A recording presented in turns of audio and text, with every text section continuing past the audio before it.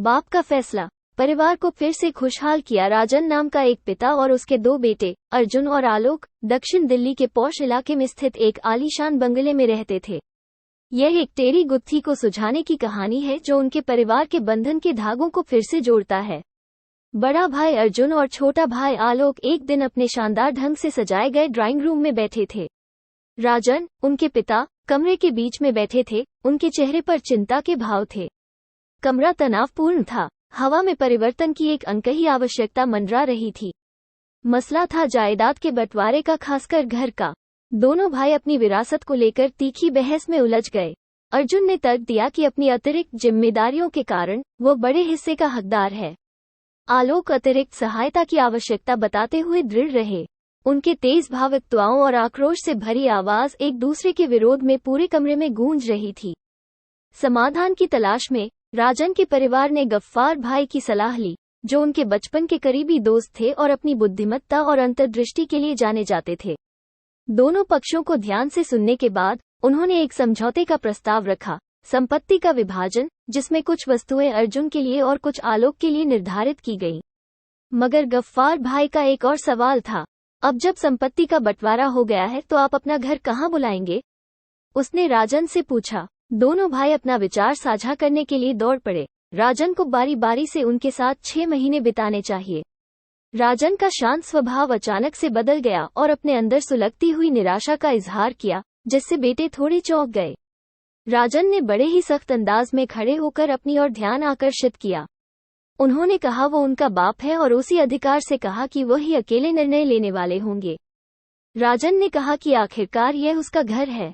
ध्यान से सुनो, उन्होंने जोर देकर कहा, तुम बारी बारी से मेरे निवास में मेरे साथ 6 महीने बिताओगे और उसके बाद अगले 6 महीनों के लिए अपना खुद का घर ढूंढना होगा।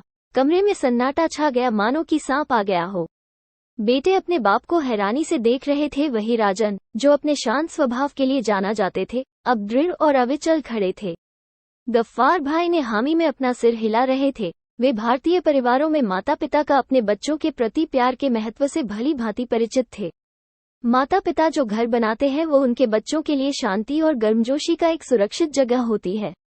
हालांकि बच्चे कभी कभी अपने माता पिता की ओर से निर्णय लेने को अपना अधिकार मानकर इन बलिदानों को नजरअंदाज कर देते हैं और भुला देते हैं कि ऐसा करना भारत की सदियों पुरानी परंपरा के खिलाफ है। राजन का खड़े होकर जोरदार अंदाज में अपना वर्चस्व जताना इसी परंपरारी संस्कृति का अपने बच्चों को याद ही दिलाना था। तभी घर में उनके पड़ोसी चाचा रमेश आ जाते हैं। रमेश चाचा कुछ ही महीनों पहले विदेश से आकर मकान खरीद कर रहने लगे थे राजन के पड़ोस में।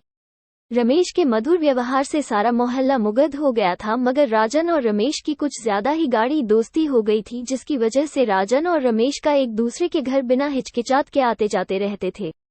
रमेश से जब भी पूछा जाता कि वो विदेश से वापस क्यों आ गए तो लोगों को यही बोलते थे कि वो भारत के कल्चर को विदेश में मिस करते थे। कमरे में घुसते ही रमेश भांप गए कि स्थिति तनावपूर्ण है। वो बोले कि मामला क्या है, क्योंकि बड़ी टेंशन महसूस हो रही है। मगर ना तो राजन कुछ बोले और ना ही दोनों बेटे कुछ बोले।